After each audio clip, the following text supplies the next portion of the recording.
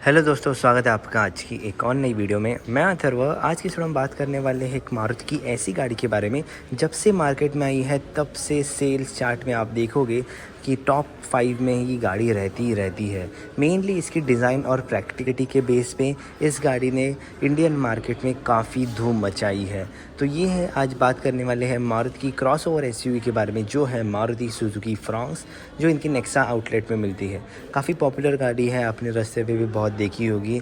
पर आज हम बात करने वाले इसके ऐसे वेरिएंट की जो सबसे ज़्यादा आज तक बिका है, तो वो है इसका डेल्टा प्लस सीएनजी वाला वेरिएंट। तो यहाँ पे आप देख सकते हैं सीएनजी की है, मतलब आपको फ्रॉन्क्स सीएनजी के साथ भी मिलती है।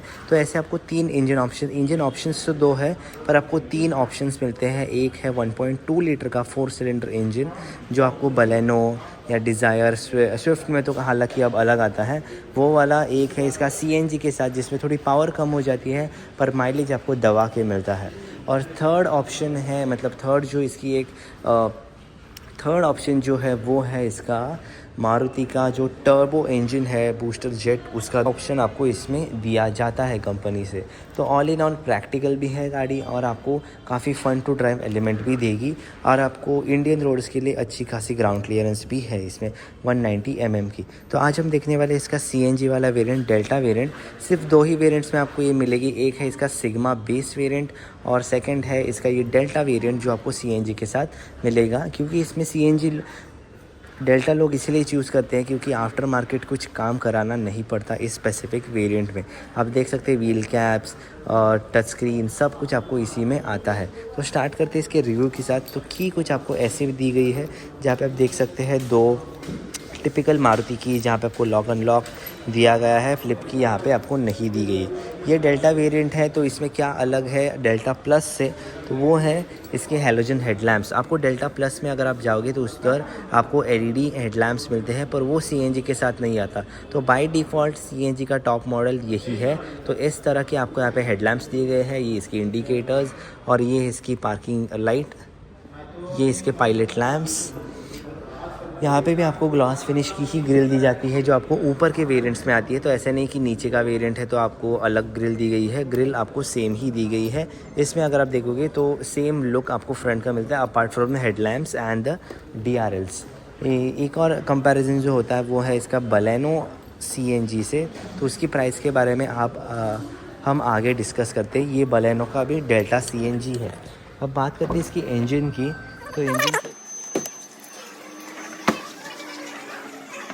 तो यहाँ पे आप देख सकते हैं इसका जो एक जेम ऑफ अ इंजन आप इसे कह सकते हैं, 1.2 लीटर का 4 सिलेंडर इंजन है। सीएनजी इसलिए थोड़ी पावर कम होती है, अराउंड 90 bhp से इसमें 76 bhp होती है, और 112 न्यूटन मीटर टॉर्क से 98 पे आती है। तो सीएनजी में आपको सबसे बड़ा फ़ायदा इसका माइलेज का मिलता है, पर सबसे बड़ा क्या, पावर थोड़ी कम हो जाती है। पर मेनली जो सीएनजी की गाड़ियाँ हैं वो सिटी में ही चलती है, तो पावर का उतनी दिक्कत इसमें नहीं आती है।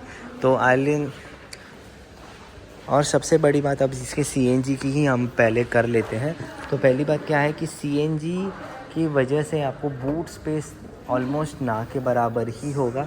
क्योंकि दिक्कत क्या आती है, सीएनजी सिलेंडर की दिक्कत नहीं आती, वो तो ठीक है, उधर वो छोड़ के भी काफ़ी ज़्यादा जगह रहती है। पर इसका जो स्पेयर व्हील है वो कुछ ऐसे दिखता है। तो आप इस कोने में कुछ अपनी छोटे मोटे बैग्स रख सकते हैं, पर अगर आपको बड़े बड़े सूटकेस रखने हैं तो आपको सीएनजी नहीं प्रेफर करनी चाहिए। तो आप यहाँ पे देख सकते हैं इसका स्पेयर व्हील कुछ इस तरह ढक के रखा है।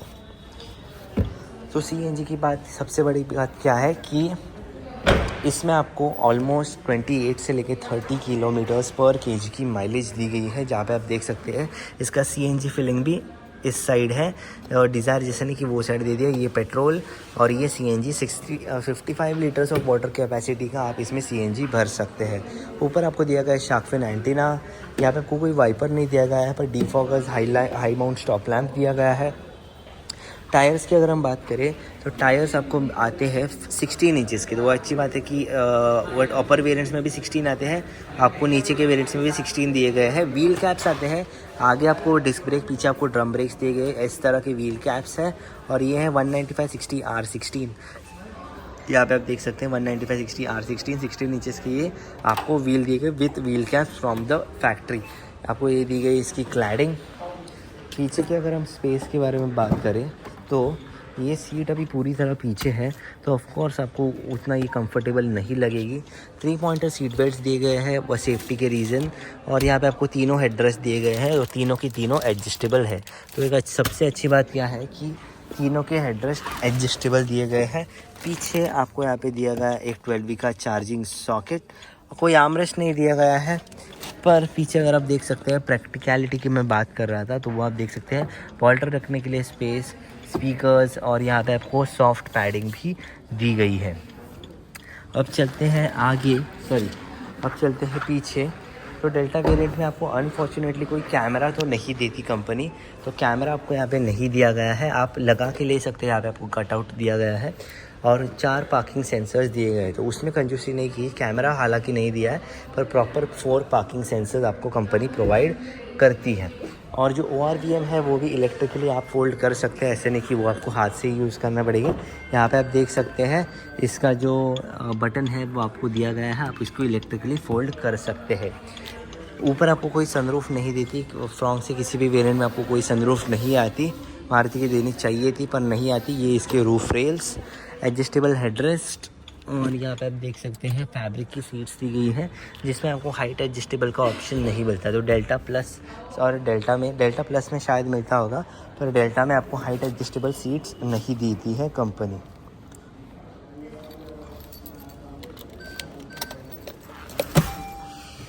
अब चलते हैं अंदर, और अंदर के फीचर्स के बारे में हम बात कर लेते हैं। तो पहली बात, 4 स्पीकर्स और 4 ट्विटर्स तो नहीं है, 4 स्पीकर्स दिए गए हैं। और यहाँ पे अगर आप देख रहे हैं ना, तो इस तरह कुछ आपकी स्टीयरिंग व्हील होगा। Okay, thank you. इस तरह कुछ आपको स्टीयरिंग व्हील होगा, जहाँ पे आप देख सकते हैं आपको कोई क्रूज़ कंट्रोल नहीं दिया गया है। ये इसके ऑडियो के कंट्रोल्स दिए गए हैं, ये इसके इंफोटेनमेंट कंट्रोल करने के लिए, ये इसके ऑडियो के कंट्रोल जो कॉल काट या उठाना हो। यहाँ पे आपको दिए गए इसके वाइपर के कंट्रोल्स, और यहाँ पे आपको दिए गए हेडलाइट्स के कंट्रोल्स।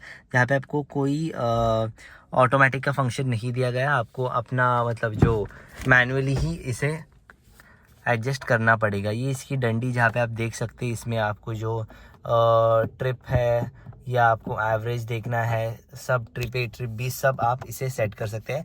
इट्स हाई टाइम कि ये वाला बटन अब स्टीयरिंग व्हील पे इन्होंने चेंज करना चाहिए, तभी अच्छा लगेगा।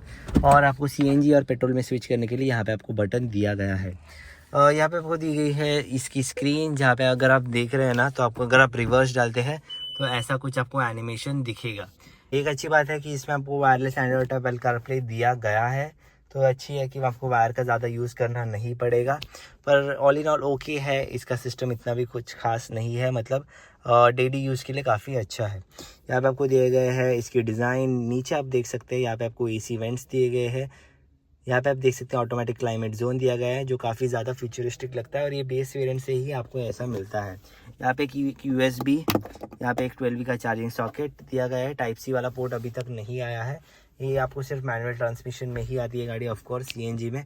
और यहाँ पे आपको दिए गए 2 कप होल्डर्स, यहाँ पे आपको दिए इसका गियर स्टिक, जिसमें आपको देख सकते हैं 5 गियर है। यहाँ पे इसकी मैनुअल हैंड ब्रेक, आर्मरेस्ट होना चाहिए था। ऊपर आपको दिया गया इसका डे नाइट वाला IRVM। लेफ्ट साइड में अगर आप देख रहे हैं तो यहाँ पे आपको दिया गया है इसका मिरर, वैनिटी मिरर, और यहाँ साइड पे आपको कुछ नहीं दिया गया, एक टिकट होल्डर तक नहीं दिया गया है। ग्लव बॉक्स की अगर हम बात करें तो डिसेंट है, यहाँ पे आप देख सकते हैं डिसेंट सा आपको यहाँ पे इसका ग्लव बॉक्स दिया गया है। कुछ ज़्यादा बड़ा ना छोटा, इतना कुछ फ़र्क नहीं है।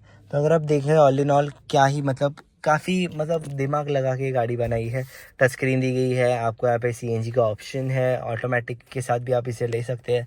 अगर आप प्योर पेट्रोल लेना चाहते हैं तो सब आपको ऑप्शंस दिए गए हैं। और यहाँ पे आई किसी ऑटो का बटन भी आपको यहाँ पे दिया गया है, ऑटो अप डाउन। तो हाँ, मतलब प्रैक्टिकलिटी तो है। अब आती है इसकी मेन इस पे प्राइस और comparison with Baleno delta CNG। तो यहाँ पे हम देख सकते हैं ये आती है कुछ अराउंड डेल्टा CNG 7.5 लाख, ये आती है 8.5 लाख की, और ये आती है करीबन 9.5 लाख की। तो ऐसा क्या है कि अगर आपको बलेनो चाहिए तो आप ले सकते हैं, पर सबसे बड़ी बात क्या है कि इसके प्राइस में आपको सिग्मा, इसका जो बेस वेरिएंट है वो आपको CNG के साथ मिल सकता है। तो आपको सोचना पड़ेगा कि आपको कौन से चाहिए। पर इसमें और इसमें आपको करीबन 1 लाख का फ़र्क है। 1 लाख में आपको इससे ज़्यादा क्या मिल रहा है कि एक तो आपको एक एसयूवी मिल रही है, एसयूवी स्टांस वाली गाड़ी मिल रही है, ग्राउंड क्लियरेंस काफ़ी अच्छा है। और लुक्स के मामले में मैं अभी भी कहना चाहता हूँ कि बलेनो अच्छी दिखती है, पर उससे ज़्यादा मुझे तो फ्रॉन्क्स ज़्यादा पसंद आती है। तो सिर्फ 1 लाख का फ़र्क है। तो जो ऑन रोड प्राइस है करेक्ट सब की मैं डाल दूंगा, फ्रॉन्क्स की सिग्मा सीएनजी, इसकी डेल्टा सीएनजी और इसकी भी डेल्टा सीएनजी की। तो आप देख सकते हैं इसमें दोनों में व्हील कैप्स है, दोनों के फीचर्स ऑलमोस्ट सेम है, आप देख भी सकते हैं। उधर भी आपको इंटीरियर कुछ ऐसा ही दिखेगा, इंटीरियर डिट्टो सेम है। पर आपको ये डिसाइड करना पड़ेगा कि आपको डिज़ाइन कौन सी पसंद है और ग्राउंड क्लियरेंस आप कितना प्रेफर करते हैं। तो ये है करीबन 9.5 लाख की। तो करीबन मुंबई में ऑन रोड और डेल्टा सीएनजी 11 लाख की आती हैं, ऑलमोस्ट 11 लाख की। करेक्ट प्राइस मैं स्क्रीन पर डाल दूंगा। तो यही थी इसकी वीडियो। तो अगर आपको वीडियो पसंद आया तो वीडियो को प्लीज़ लाइक कीजिए, शेयर कीजिए और चैनल को ज़रूर सब्सक्राइब कीजिए। And thank you so much for watching.